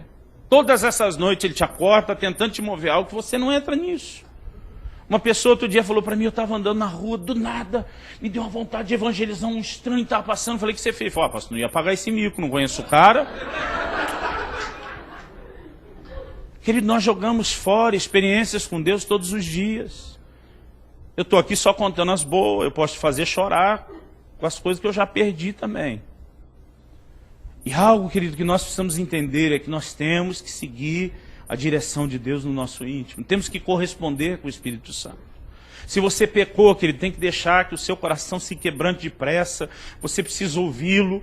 Eu gosto daquela oração de Davi, Senhor, não retires de mim o teu espírito, nem a alegria da tua salvação. O cara está dizendo, eu fiz a maior burrada da minha vida, mas eu não quero perder isso. A capacidade, querido, de chegar lá até o fim não é porque você é perfeito, mas você precisa ser sensível ao Espírito Santo. Quando ele diz você errou, você tem que reconhecer que errou. Quando ele diz você tem que pedir perdão, você tem que pedir perdão. Quando ele te orientar a fazer uma coisa louca, querido, você faz. Eu fiz cada loucura na minha vida que você não faz ideia. E eu me lembro, querido, do dia que isso começou. Quando aquele pastor falou, você tem que seguir seu coração e não a sua mente. Logo depois eu passei pela minha prova de fogo. Minha família tinha passado por uma dificuldade financeira durante anos. As roupas que a gente usava era assim, ganha, a coisa estava feia. Eu fui trabalhar como office boy, ainda bem novo. Meus irmãos começaram mais cedo que eu. Eu em casa era o vagabundo, porque eu não comecei como pacoteiro de supermercado com 12 anos, que nem eles. Eu comecei um pouquinho depois, dos 14 para os 15. Mas eu me lembro que eu juntei um dinheirinho, a gente aprendeu a dar a parte de Deus, a juntar em casa, mas eu fui guardando alguns meses. Um dia eu entro numa loja da C&A, não sei quantos conheceram C&A no Brasil, e tem aqueles anúncios, aquelas promoção relâmpago, né? Promoção no setor de inverno, quando fala lá. Eu corri para lá, achei uma blusa de lã, querido, que eu me apaixonei. Eu olhei para ela para mim, já rolou um clima bem depressa. Eu falei, cara, isso é o que eu queria na vida. E era uma blusa nova, não era ganha de ninguém. Eu saí, irmão, já era fim de inverno, já estava até meio calor. Eu saía de casa assim, já meio suando, mas com a minha blusa nova de lã. Porque aquilo para mim era um troféu. Um dia eu saio de um culto, e aquele dia até que estava frio mesmo.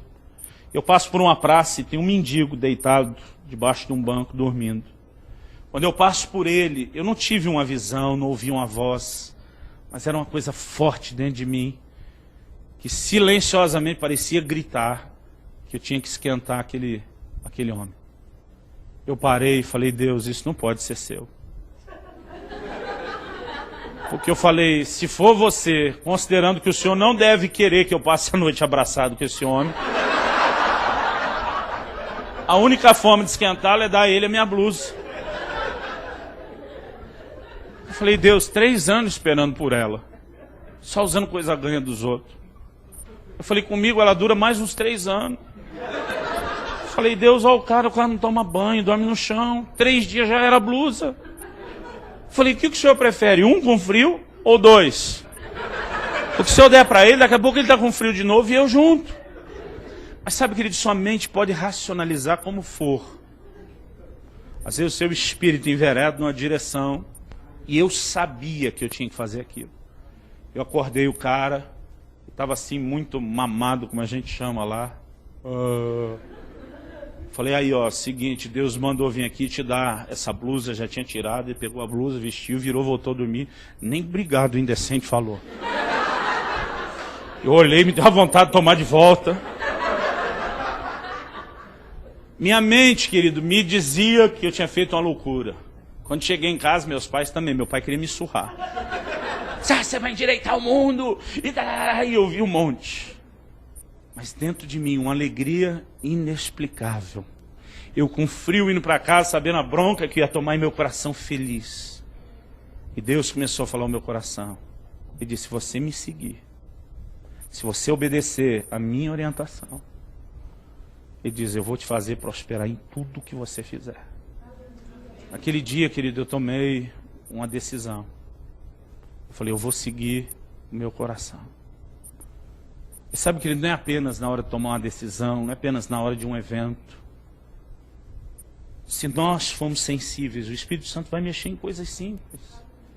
Eu sou um cara assim muito perseverante. Minha mulher chama de teimosia, essa característica minha de perseverança.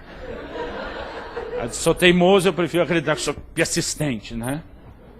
E um dia ela falou para mim, cara, se a gente não for um bom advogado, não adianta discutir você porque ninguém te convence. Ela diz, eu não vou ficar argumentando com você para provar que eu estou certo. Eu falei, então não mude ideia. E eu lá todo machão. Depois eu fui orar.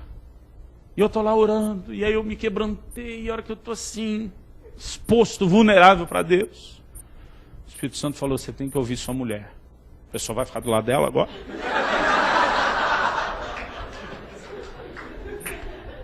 Eu falei, nem argumento ela teve. Ele diz, ela está certa, você tem que ouvir a sua mulher. Que ele disse, é terrível.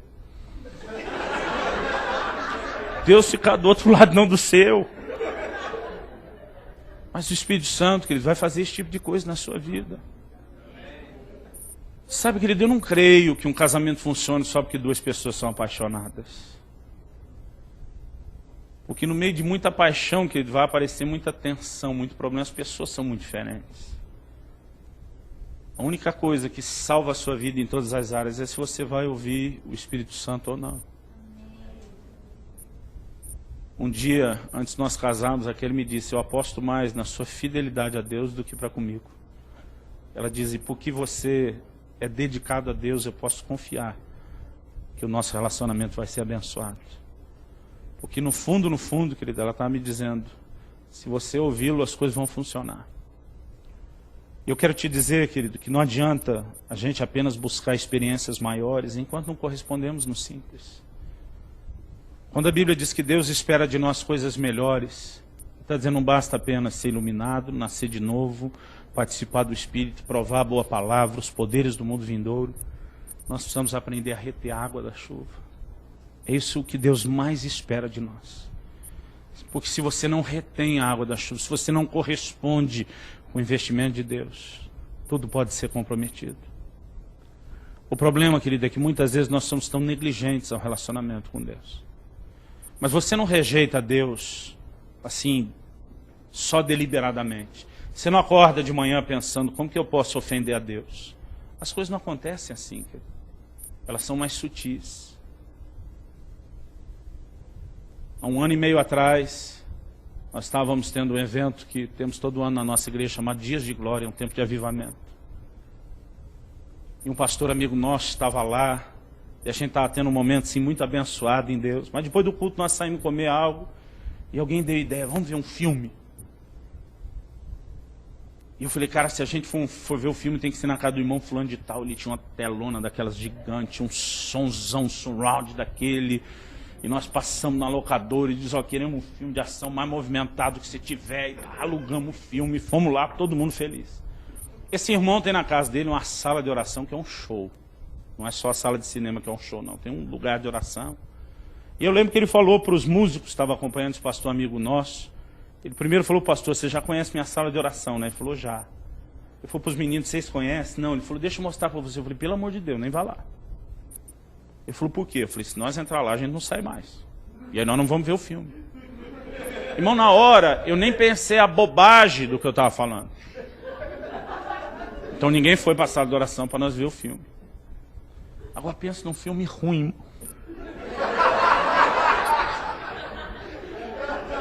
O filme não era só ruim como filme, era uma coisa ruim ainda dos infernos, porque a gente tentava, vamos assistir um pouco mais para ver se melhora, E tem coisa, querido, que não edifica, mas tem coisa que te esvazia.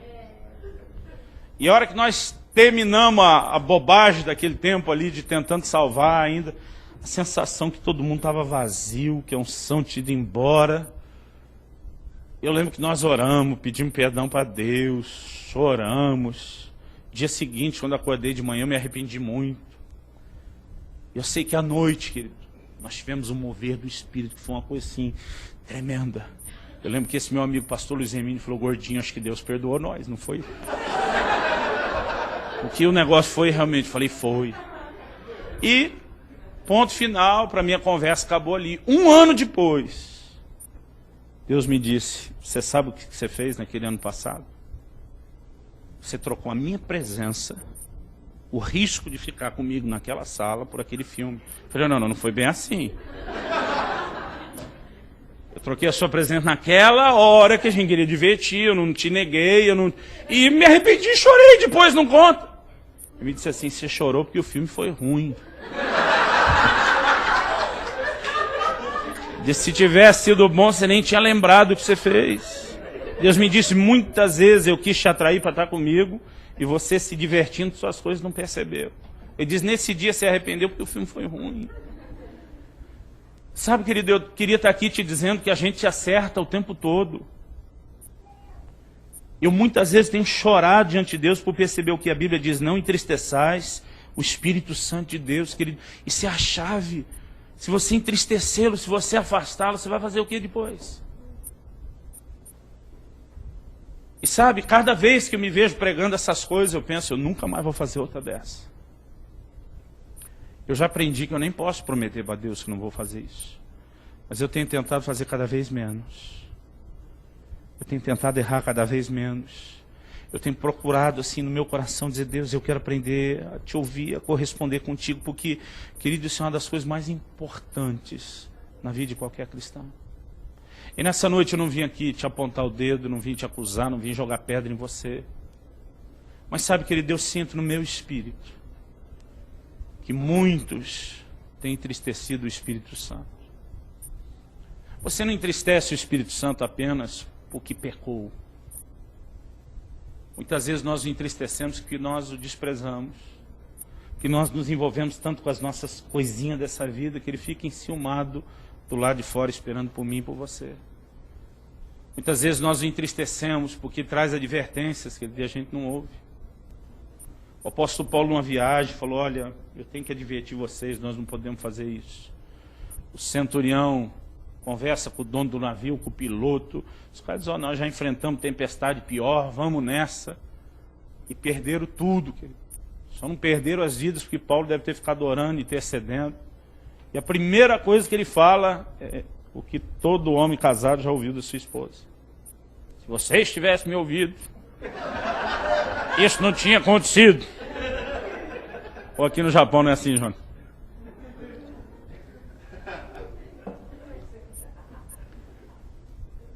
Paulo diz: olha, eu avisei, ninguém me deu ouvido, mas vamos tentar salvar a situação. E o que me alegra, querido, é que Deus não estava ali dizendo: avisei, vocês não me ouviram, agora vão se lascar todo mundo. Deus não age assim. Ele disse: você não ouviu antes, dá tempo de ouvir agora.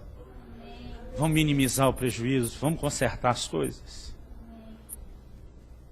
E eu sinto, querido, nessa noite no meu espírito, que Deus quer nos reaproximar dele. Muitos de nós perdemos um nível de intimidade, de relacionamento. Muitos de nós não estamos ouvindo. Eu nasci e cresci num lar cristão, querido, e a coisa que eu mais me arrependo foi o quanto demorou para eu ser batizado no Espírito Santo.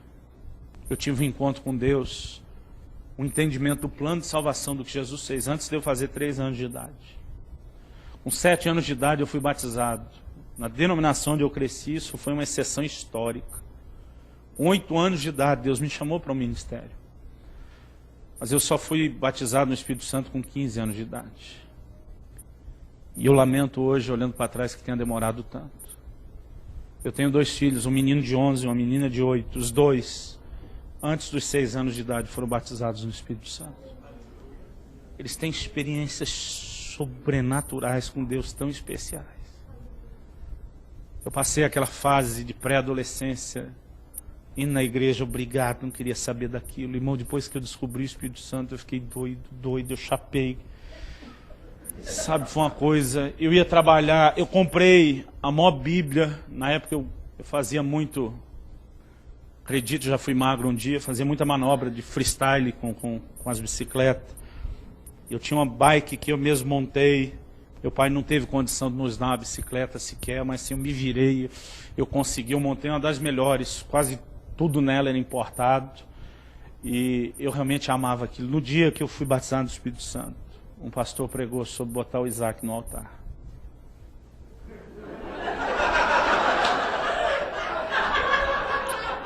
Mas, irmão, eu estava chapado. E eu passei 3 dias e 3 noites, eu quase não conseguia falar em português.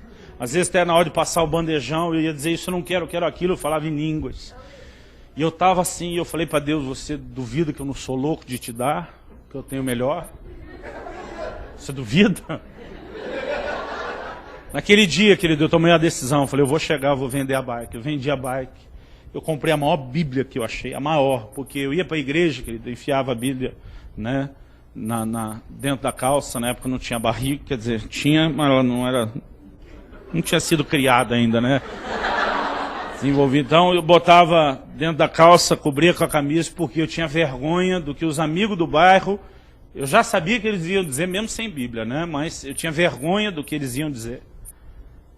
Mas quando eu fui cheio do Espírito Santo, querido, eu não queria saber de nada, nem de ninguém. Eu comprei a maior Bíblia, eu ia trabalhar, eu botava em cima da mesa. Meu pai dizia, você nem vai ter tempo de ler, para que levar isso? Eu falei, para todo mundo saber que eu sou crente. E sabe, querido, eu olho para trás, eu não tive aquele dia de conversão, dizer, Deus me arrancou de um buraco, mas se tem um dia que eu descobri Deus, de verdade, foi depois de ter conhecido o Espírito Santo. Não existe uma relação significativa com Ele sem conhecer. E desde os 15 anos, querido, eu perdi o juízo e nunca mais voltei ao normal, graças a Deus. E nessa noite, desde a hora que eu entrei, eu sinto o Espírito de Deus aqui. Mas eu sinto que Ele quer de nós conserto, querido. Eu sinto que Ele quer de nós intimidade, sabe? Eu prego muito, eu não consegui trazer um livro que eu tenho sobre isso, a respeito de falar em línguas. Durante muito tempo eu exaltei a oração em línguas. E um dia Deus me disse, o importante não é a oração em línguas em si, é que ela te leva a um lugar de rendição ao Espírito Santo. O interessante é que eu aprendi a passar horas e horas trancado no meu quarto orando em línguas. Mas o que eu gerei ali não era apenas o que eu falava. O que eu gerei ali foi relacionamento com a pessoa do Espírito Santo.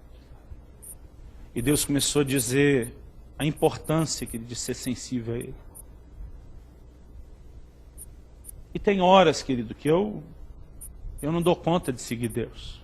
Outro dia entrei no banheiro do aeroporto, vi um senhor de idade, uniforme de limpeza ali trabalhando, o Espírito Santo diz, abre sua carteira, pega tudo que você tem na carteira e dá para ele. Eu abri a carteira, olhei, tinha R$10 só. Eu falei, Deus, eu vou chegar para o cara do nada, sem conhecer, dizer que o senhor me mandou dar um dia, mas é R$10 só também, o que isso vai fazer diferença para alguém? Eu falei, se ainda fosse um cara carregar uma mala, a gente dá uma gorjeta, a gente finge e tal, mas aquela coisa dentro de mim, dá os R$10. Eu falei, Deus, se pelo menos ele fosse um crente, dá para explicar mais ou menos o inexplicável, né? Que o senhor dirigiu a gente. Eu falei, mas nem crente eu sei se ele é. Aí o cara começou a subir um hino. Eu falei, ele é crente, mas pelo hino que ele está subiando, ele deve ser dessas igrejas que ele vai olhar meu jeito e não vai achar que eu sou crente. Também não ajudou nada. Eu falei, agora só piorou as coisas. Irmão, eu criei todo tipo de desculpa. E eu fui embora daquele banheiro sem ter dado os R$10.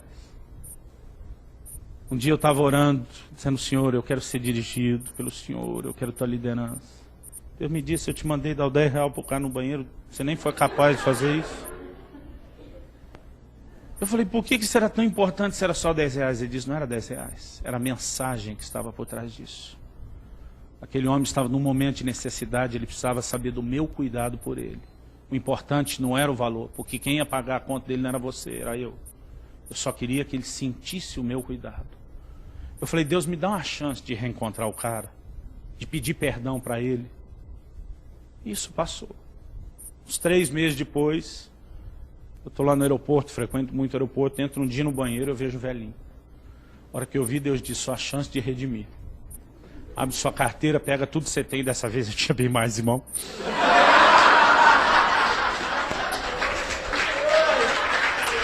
E ele diz, você vai lá e vai pedir perdão para ele. Eu falei para ele, meu senhor, eu tive aqui nesse mesmo banheiro, te encontrei alguns meses atrás. Eu falei, eu sou um servo de Deus e eu sei que você também é. E quando eu entrei, o Espírito Santo falou comigo que eu tinha que te dar o dinheiro que eu tinha na carteira. Eu fiquei envergonhado, porque era só R$10, podia parecer que eu estava te humilhando. Inventei um monte de desculpa e eu saí daqui sem fazer. Mas Deus me disse que eu pequei, porque não era só os R$10. Era uma mensagem para você de que Ele está no controle, de que Ele cuida. Então me perdoe chegar tanto tempo depois. Agora não é nem mais para consertar com você, para consertar com Deus. Está aqui isso, eu quero deixar na sua mão e te entregar uma mensagem. Né? E ele disse, eu lembro de você. E era um momento que eu realmente estava precisando muito. A minha vontade é não falar mais nada. Mas ele diz, eu sei que Deus está no controle. Eu falei, glória a Deus. E eu envergonhado fui embora. Sabe, querido, eu não quero estar aqui parecendo que eu sou o cara que acerta e você erra. Mesmo sabendo disso, de vez em quando dou minhas escorregadas. Mas é uma das áreas que eu mais tenho procurado me policiar. Se no meu coração eu estou seguindo Deus ou não. Às vezes eu erro nas mesmas coisas. Eu sou um cara assim, muito pavio curto. Eu sei que eu entristeço Deus muitas vezes. Tem meus piti, como a gente chama lá no Brasil, sou meio barraqueiro. E às vezes depois de ter consertado alguma coisa, eu não queria fazer mais. E volta e meia eu me vejo, de repente, fazendo algo pior para mim, que ele não é fazer. O pior é quando a gente luta com aquela ação do Espírito Santo para que você conserte. E nessa noite, querido, eu tenho a plena certeza de que Deus nos queria aqui para nenhuma outra coisa, a não ser consertar a nossa relação com o Espírito Santo. Eu quero te convidar a se arrepender comigo diante de Deus. Sabe, talvez sua vida cristã, querido, seja um show. Mas Deus ainda espera de você coisas melhores. Você pode ir além. E a única forma de ir além, querido, de todas essas outras características, é absorvendo a água da chuva, é correspondendo com Ele. Você pode dizer amém? Feche seus olhos por um instante.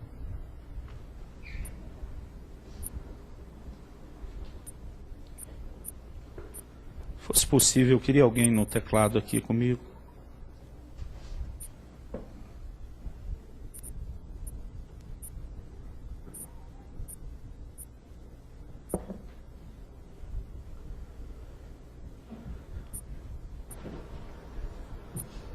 Deus, eu tentei da melhor forma possível transmitir tua mensagem. Eu tentei, ó Deus, explicar, esclarecer dentro da minha limitação da melhor forma possível. Eu tentei, ó Deus, brincar e tornar interessante um assunto, mesmo quando o Senhor está chamando a nossa atenção. Mas eu só posso ter acesso à mente dos meus irmãos. Talvez eu consiga raspar a alma e os sentimentos com as brincadeiras. Mas só o Senhor tem acesso ao coração. E se o Senhor não vivificar a tua palavra, nós teremos tido só um discurso, só uma palestra. E eu clamo, torna viva a tua palavra dentro de nós. Espírito Santo, nós te pedimos perdão essa noite. Não só pelas vezes em que pecamos, mas a tua palavra disse, hoje ouvides a voz do Espírito, não endureçais os vossos corações. A palavra diz, quem tem ouvidos para ouvir, ouça o que o Espírito diz às igrejas. Embora seja tão importante te ouvir e não endurecer o coração para ti, nós acabamos fazendo tanto isso. Espírito Santo, nós temos te entristecido, não só pela nossa carnalidade e pelas vezes em que pecamos, mas muitas vezes pela nossa falta de fome, de sede, pelo nosso desinteresse pelas coisas de Deus, por uma vida frutífera. Eu sei, Senhor, eu sei que você quer levantar pessoas aqui para um nível tão distinto. Eu sei que o Senhor quer fazer com que meus irmãos e irmãs frutifiquem numa dimensão tão mais profunda. Mas nós temos te impedido de nos levar adiante, Senhor, mas nós queremos consertar isso. Não só porque queremos uma vida cheia de aventuras e intervenções do Senhor. Nós queremos, ó Deus, demonstrar coisas melhores, porque o Senhor fez o seu melhor. E muitas vezes nós simplesmente nos conformamos num nível de mediocridade tão distante do padrão da vida que o Senhor tem para nós. Nós não queremos, ó Deus, pôr tudo a perder no meio do caminho. Nós queremos naquele dia estar diante de Ti e Te ouvir dizendo: servo bom e fiel, entra no gozo do Teu Senhor. Nós queremos não apenas abraçar a fé hoje, mas permanecer firmes até o fim. Nós queremos completar a carreira que nos foi proposta. Nós queremos guardar a fé, combater o bom combate.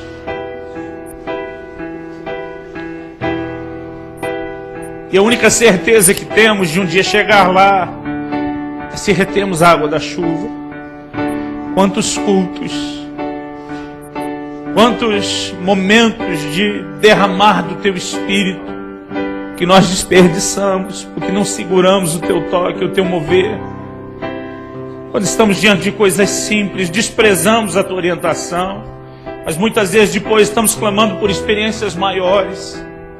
Senhor, nós queremos ser fiéis nos pequenos impulsos, na Tua direção simples do dia a dia. Espírito Santo, por favor, envolve-nos nessa noite. Envolve-nos nessa noite. Traz ao coração de cada um saudades. Quando se lembrarem, Senhor, daqueles melhores momentos do relacionamento, traz saudades. Ajuda-nos a ver aquilo que estamos perdendo. Resgata o nosso coração.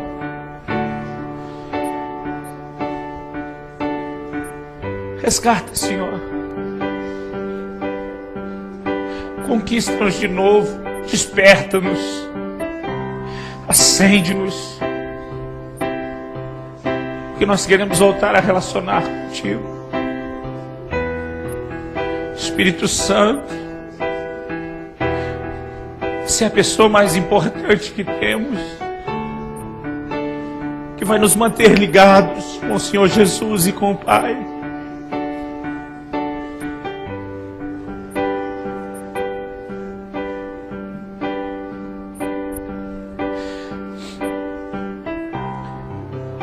Nós não queremos andar na carne, não queremos ser senhores de nós mesmos. Nós queremos andar no Espírito, nós queremos viver no Espírito.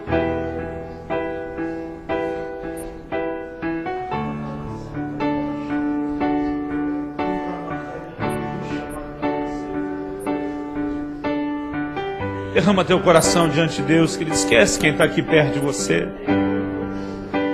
Faz de conta que você está aqui sozinho, mano a mano com Deus. Derrama seu coração diante dEle. Não se importe com ninguém agora, porque esse momento vale muito mais do que o que vão achar ou pensar de mim ou de você. É uma hora de conserto, fala com Deus, derrama seu coração diante dEle. Alguns de vocês estão lutando com esse nó na garganta, com essa vontade de chorar. Não luta não, querido. Se rende, se derrama diante de Deus. Se tiver que chorar, chora.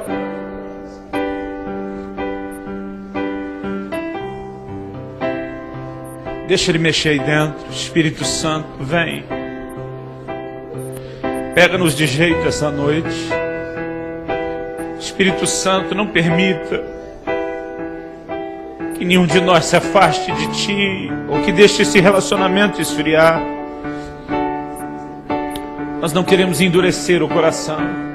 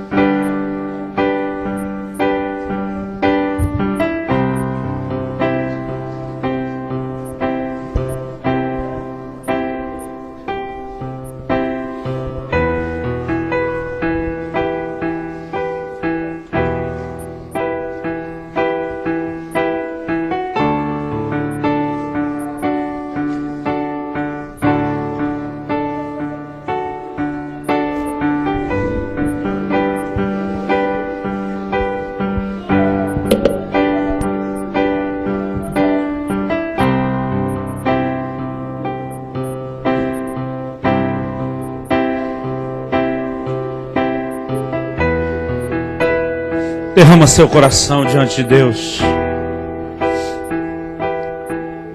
Se você já fez isso, eu quero que você se coloque em pé.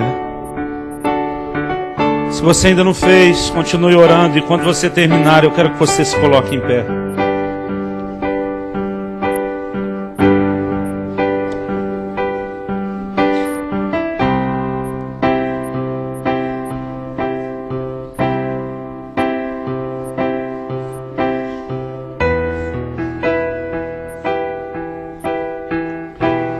Você que já é batizado no Espírito Santo, eu quero que você comece a orar em outras línguas.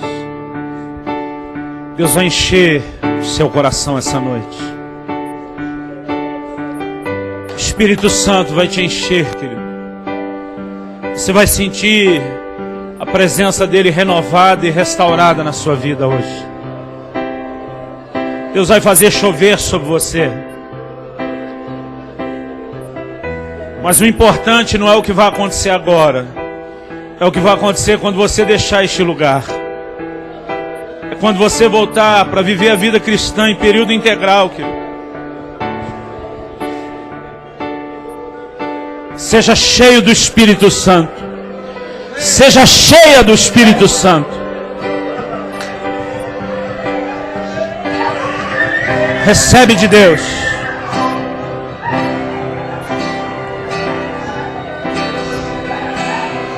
Ora no Espírito Santo, querido. Ora em outras línguas. Se você ainda não ora no Espírito, peça ao Senhor que te encha hoje. Peça ao Senhor que te dê essa experiência hoje.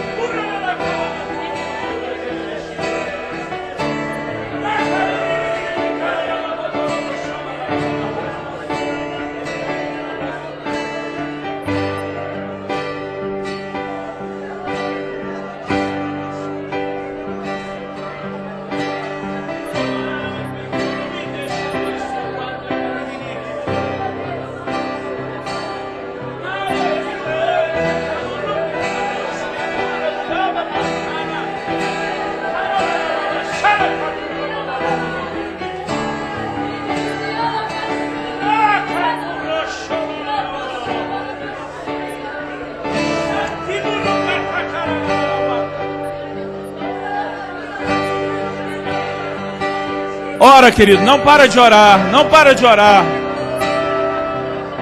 O Senhor quer trazer refrigério ao seu coração. Ele quer te encher novamente, para te levar a um novo nível de relacionamento, de correspondência com o Espírito Santo.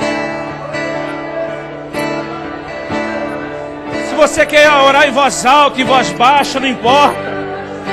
Se você quer fazer isso de forma discreta ou escandalosa, não me importa. Eu só quero te pedir, não deixe que nada te distraia agora. Fala com Deus.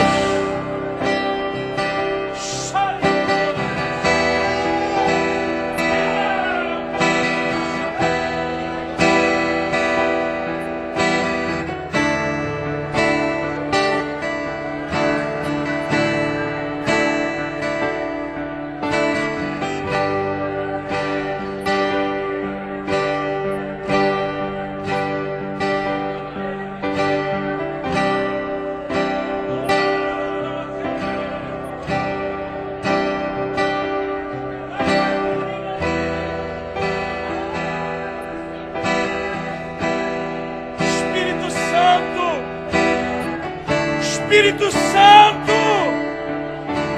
oh Espírito Santo,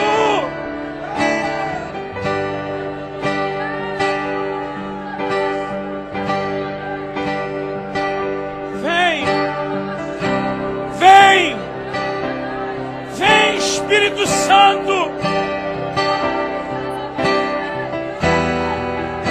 Nós queremos romper com a indiferença, nós queremos romper com a mediocridade, com a frieza. Nós queremos correr para os teus braços. Vem, Espírito Santo, vem.